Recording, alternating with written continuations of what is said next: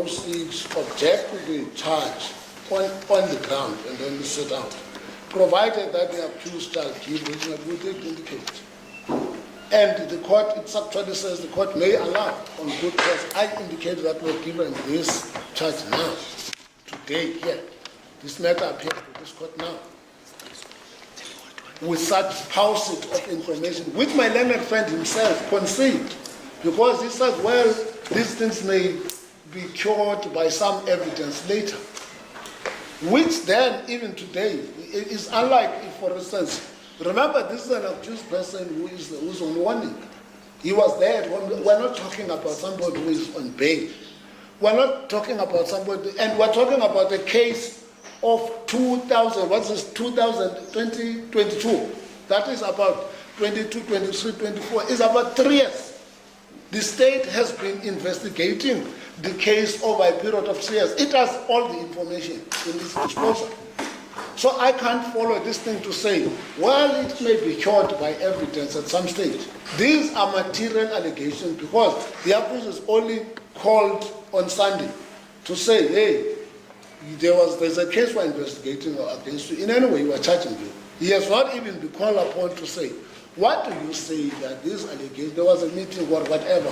He could give, if for instance, he is provided with the particularity, which is going to use in terms of making representation about the legality of this charge, about everything, because that's why we talk about that, because he must be informed, so that you don't wait for pleading, you don't wait for the trial. As soon as there's a charge, you have a right to challenge it. This is what exactly we're doing. And then section 87 that my learned friend refers to, it doesn't detract from the fact that from the day that the charge is presented to the accused, he must scrutinize it. He must examine. Unless my learned friend is saying to your lordship, to this court, saying, look, because we're faced with this objection, we are prejudiced in the sense that we are unable, we don't have this information maybe somewhere, or we don't have a docket or whatever. We can't.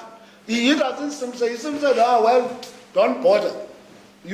Whilst you have a right to be presumed innocent, whilst you have a right to be subjected to a lawful process in terms of section 33, procedural fairness. You have a right under section 35, right to fairness. All those rights, he's simply saying suspend all of those rights, because whenever we want, if there would be any trial in any day for that matter. And by that time, the accused would have been stripped off as the mayor of the district. We know, he cannot contest that. So, so what I'm submitting in this regard is that there is a concession here that this charge is inadequate. It lacks details. There's nothing to gainsay each of the points that I've raised. And finally, I think your lordship would have at the appropriate time when he's looking into this, considering. It seems to me the complaint that we have here is that the mayor said, I have an invitation to a meeting. There is no suggestion that there was no such meeting, or this was, I'm not sure in what respects of this case. Because there is even, if you go, to the preamble, somewhere, it's mentioned that other councillors, who attended this meeting, they pay for their own, and whereas, for the accused, Mr. Buditi and that one, Darlington Guest House, the municipality paid. The complaint here is that the municipality had paid for, it's not, initially I was of the opinion that, I was thinking that this is accused who go to the municipality, forge certain document, create certain document, present, after presenting, and on the inducement by those documents, then he goes, and they go and pay. But no. There was a meeting, everybody doesn't question the meeting. There was a meeting, he was an invited person there, and then but the question is, he did his own personal activity. What is wrong about doing those personal activities? I'm standing here, my learned friend is on the floor. My biggest worry now is that my learned friend is re-arguing. No. Just give me a chance. It is re-arguing. It's no longer dealing with what I have raised I think it's a brilliant argument of the court, and I think it's unfair. Because if he does that, then we will be forced to say again, we need to take a fight what the other has said. And we'll end up with an endless submissions before court that are not helping. This kind of leading to probably a drunk court, as one would put the other day. I think to be fair that maybe that's what you wants to say, but I have said that we don't go back. Yeah. I mean, first, I don't like to be unnecessarily interjected to, and I would like to remain respected, as a legal representative. And secondly, I'm not just a junior who comes here who does not know what to do. So my learned friend is simply not right. I'm not re-arguing the point. He simply says, I'm just highlighting to the court, he simply says, well, it's him who says, I'm responding, I'm replying. He says, well, things that are not there, they will be furnished in argument. That's what he came from me, not from me. And second, I explained, these are the things, could these be the things that are said to be furnished later? But in any way, this court is directing this proceeding. Where I have made, and the court is of the opinion that I'm repeating a particular matter, I would accept that kind of fight. Exactly. Yeah, okay. So what he's saying is that there's a procedure should have followed, the section 85 No. should have done, and so forth. That's what I have done. That's what I've dealt with those. Yeah. Exactly, because he quoted a wrong section in any way, not one to one that I've quoted. But in any way, let me pass on that. The second point I'm saying here, the second point, my learned friend has this nebulous tendency of generalizing in the statement. He says all prosecutors are appointed in the Eastern Cape. I'm not sure accounting are from the Eastern. And so what? This is not what we're arguing. The argument before court is that the various divisions have appointed directors of prosecution. And those directors have limited jurisdiction in their own jurisdiction. Public prosecutors appointed, they are prosecuting for that prosecution. Therefore, all what my learned friend is saying is that in the Eastern, is exactly that is what we're saying. Is your lordship would find, and then in this regard we rely on the Employees Act and the Constitution. That's what we tell you, that the jurisdiction of prosecutors is limited to their jurisdiction. Doesn't really mean that, some prosecutors are all from the Eastern Cape and therefore it is right. It is not right because they want it. It's what the law demands. That's what makes it right. What makes it right is that the director is limited to that group. That's what it says. Thirdly, my learned friend keeps on, I'm not sure with what authority, he keeps on to say Matatiele is the jurisdiction of the Eastern Cape. There is no such a thing. It's wrong. Legally and factually wrong. What here you have to distinguish, I've explained. There are two acts that is the Rationalization Act of Courts, which deals with the jurisdiction of courts. On the one hand, it is the cross-border act, which then deals with the issue of governance and efficiency. That is the issue of the state sharing of resources. The court governance is the jurisdiction of court is dealt with under the rationalization of courts. That is why the Mngenela Commission has been launched to investigate and align the jurisdiction. It is acceptable that Matatiele, in terms of the Cross-Border Act, insofar as the administration of government and other things, it falls under the Eastern Cape. But for purposes of this court, the court jurisdiction is given my respect. That is not my making, that is not what I like, it is what it is. Finally,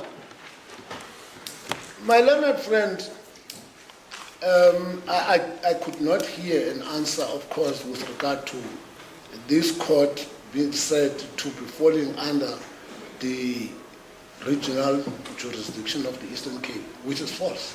It does not. There was no answer to that. And then the last aspect, which is said, to me this was a startling submission to say this court cannot strike a matter from the roll. If the court finds that there is no jurisdiction, it has no option but to strike the matter from the roll. Because it means it's not supposed to be before. That is an inherent, that is the power of this court. Its power of regulation is there in the Criminal Procedure Act, is the power, the common, is a power of the court. Like if somebody is before some board, it comes to this court. The court does not have, it simply means that the court cannot entertain. Striking meaning that you can't entertain, that's all what it means. The section 342 deals with the court that has jurisdiction in the first place. Because under 342, that court which has jurisdiction is inquiring about the delays in the finalization of a matter, which is properly before it. This is a different scenario. We're saying this case should not be here because the court has no jurisdiction.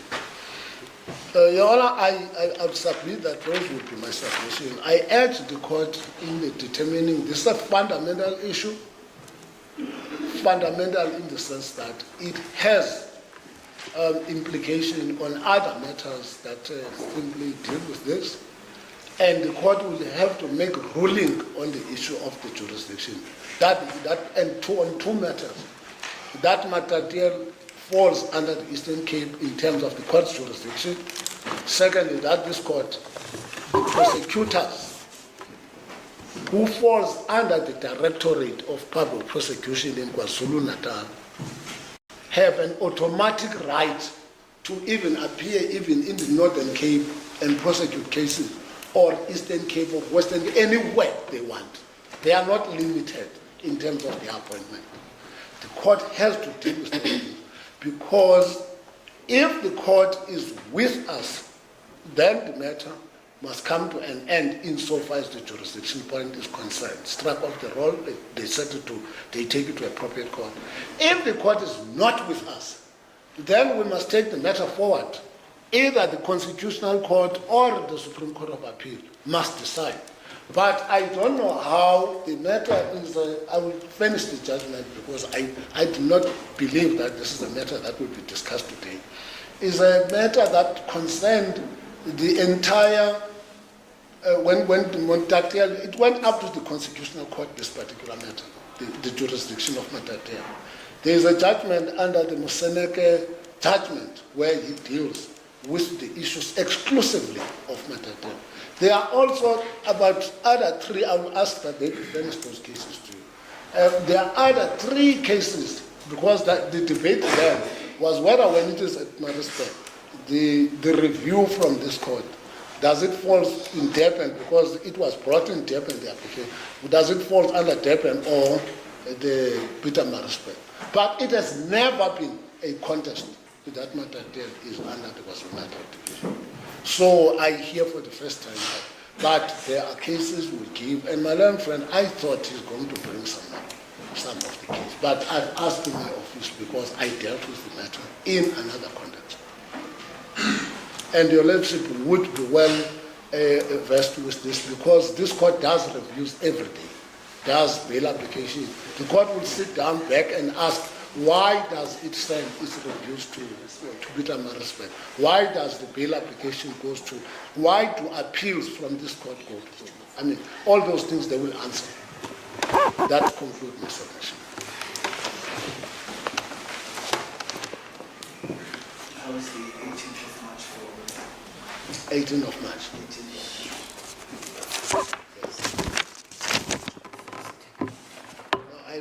Because it will be according I can hear my learned friend, he can entrust one of these persons to come. And even myself, if I'm not available, I can ask somebody to stand in because it will be a judgment of the court.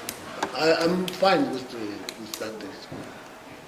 Unfortunately, you've got the Paktoa matter. I think that office is also involved. And the Paktoa matter is a very good matter around Mutati. I will be involved in that particular matter.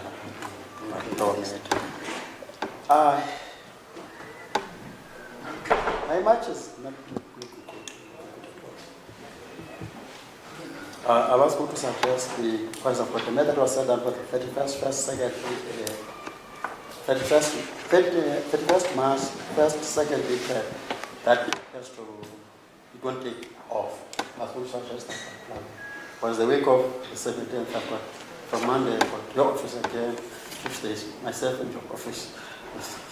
Yeah, but And I've got trial again, starting on the week of the 24th, 27th. But all of my biggest problem is prolonging the matter in circumstances where the court can deal with this, because this matter is going to be long. It can be yes, because all what the court, to me, as I understand, it will be a ruling of the court. Once the court rules, and then that's it. We can, all of us, be able to take the matter forward. I was believing that the 18th, my learned friends simply have a stand-in on how the court, and then whatever, if the court has ruled in favor, or that the matter should stand. Obviously, what it means, the next thing would be to arrange another date, which today, even for that matter, it was not going to be a day of trial. So I'm begging my learned friend to accept the 18th. I have my learned friend who's, I have my client who's under pressure to explain himself about this problem. He wants to know whether he's the property charger. Okay, the parties agree on that date. The 18th, I'm asking for the 8. Look, I'm sorry, what I can say, I must be clear.